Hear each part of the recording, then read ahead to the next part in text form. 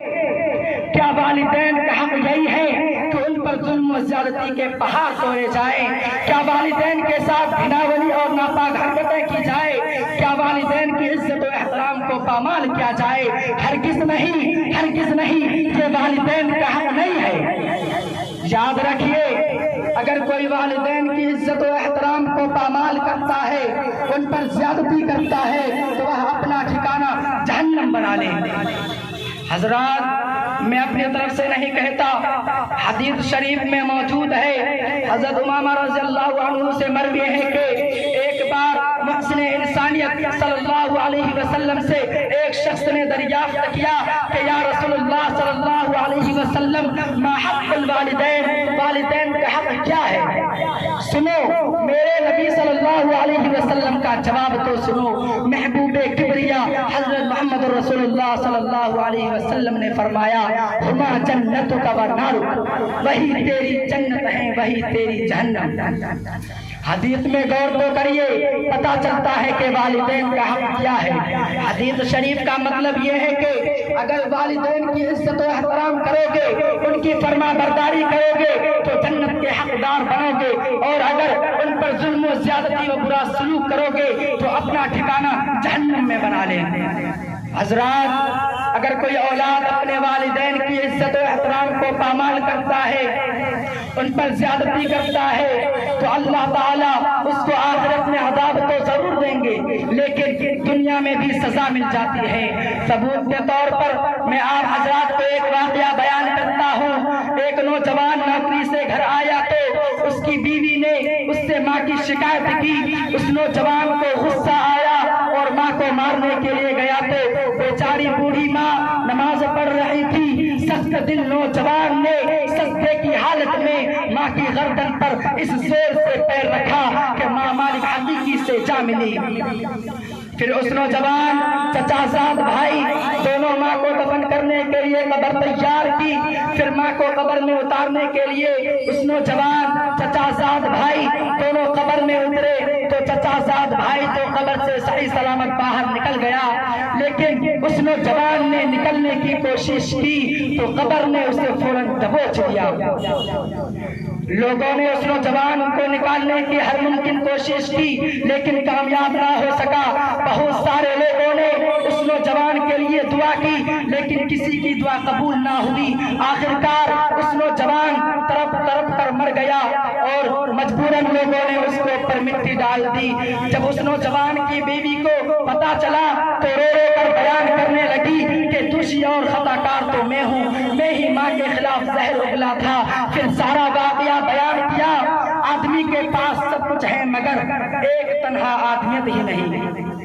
حضرات، میں نے آپ حضرات کے سامنے خطبہ میں سورہ بنی اسرائیل کی جو آیت تلاوت کی تھی اس میں یہی فرمایا گیا کہ رب کائنات انسانوں کو تاکید فرما رہا ہے کہ تم اس خالق السماوات والارض اور پالنہار کی بندگی و فرما برداری کرو۔ پھر فرمایا کہ وبالوالدین احسانا، کہ والدین کے ساتھ اچھا سلوک کرو۔ اسی پر اکتفا نہیں کیا بلکہ آگے اور ارشاد فرمایا کہ اما یبلغن عندک الکبر احدہما او کلاہما فلا تقل لہما اف ولا تنہرہما وقل لہما قولا کریما۔ ترجمہ، اگر تمہارے سامنے تمہارے والدین میں سے کوئی ایک یا دونوں بڑھاپے کی عمر کو پہنچ جائے تو ان کو اف بھی مت کہنا اور نہ ان کو جھڑکو، اور ان سے خوب عزت و احترام سے گفتگو کرنا اور ان کے آگے عاجزی کے بازو بچھا دینا اور ان کے لیے یہ دعا کرتے رہنا کہ رب ارحمہما کما ربیانی صغیرا۔ اے رب کائنات ان دونوں پر رحمت کی برسات فرما جیسا کہ ان دونوں نے مجھے چھوٹے پن میں پالا ہے۔ ایک مرتبہ محسن انسانیت صلی اللہ علیہ وسلم نے فرمایا کہ اس کی ناک خاک آلود ہو، اس کی ناک خاک آلود ہو، اس کی ناک خاک آلود ہو۔ تمام صحابہ کرام طرف اٹھے اور عرض کیا یا رسول اللہ صلی اللہ علیہ وسلم کس کی ناک خاک آلود ہو؟ تو آپ صلی اللہ علیہ وسلم نے جواب میں فرمایا کہ من ادرک الوالدین عندک الکبر احدہما او أو كلاهما ثم لم يدخل الجنة. اس شخص کی ناک خاک آلود ہو جس نے اپنے والدین میں سے کسی ایک کو یا دونوں کو بڑھاپے کی عالم میں پایا ہو اور پھر بھی ان کی خدمت کر کے اپنے آپ کو جنت کا حقدار و مستحق نہ بنایا ہو. میرے دوستوں اور بزرگوں، والدین کا خدمت کرنا فرض ہے. رب کائنات کے کلام سے ثابت ہے، محسن کائنات کے کلام سے ثابت ہے، صحابہ کرام کے اقوال سے ثابت ہے، ائمہ مجتہدین کے اقوال سے ثابت ہے. حضرات، اگر کسی اولاد سے والدین ناراض ہیں تو رب کائنات بھی ناراض رہتے ہیں. میں حوالے کے ساتھ بتاتا ہوں، ترمذی شریف جلد ثانی اٹھاؤ اور صفحہ نمبر 12 پر دیکھو تو حضرت عبداللہ بن عمرو کی ایک روایت موجود ہے. وہ فرماتے ہیں کہ شہنشاہ بطحا، تاجدار مدینہ، سرور کائنات حضرت محمد رسول اللہ صلی اللہ علیہ وسلم کا ارشاد گرامی ہے کہ رضا الرب فی رضا الوالد وسخط الرب فی سخط الوالد. اللہ کی رضامندی والدین کی رضامندی میں ہے، اللہ کی ناراضگی والدین کی ناراضگی میں ہے. حضرات، اگر کسی اولاد سے والدین راضی ہے تو رب کائنات اس سے راضی، محسن انسانیت اس سے راضی، صحابہ کرام اس سے راضی، عرش الہی اس سے راضی، جنت و حور اس سے راضی، انسان و جن اس سے راضی، ذرہ کائنات اس سے راضی.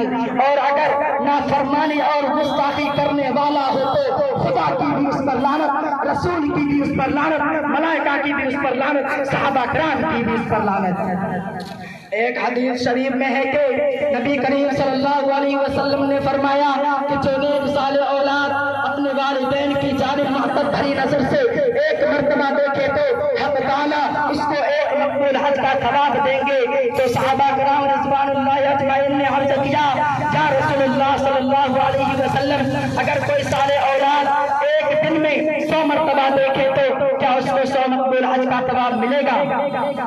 تو اس محسن انسانیت صلی اللہ علیہ وسلم نے ارشاد فرمایا، اللہ اکبر والطیب. ہاں، رب کائنات کے عطا اور بخششیں تمہارے تصورات سے بڑھ کر ہیں.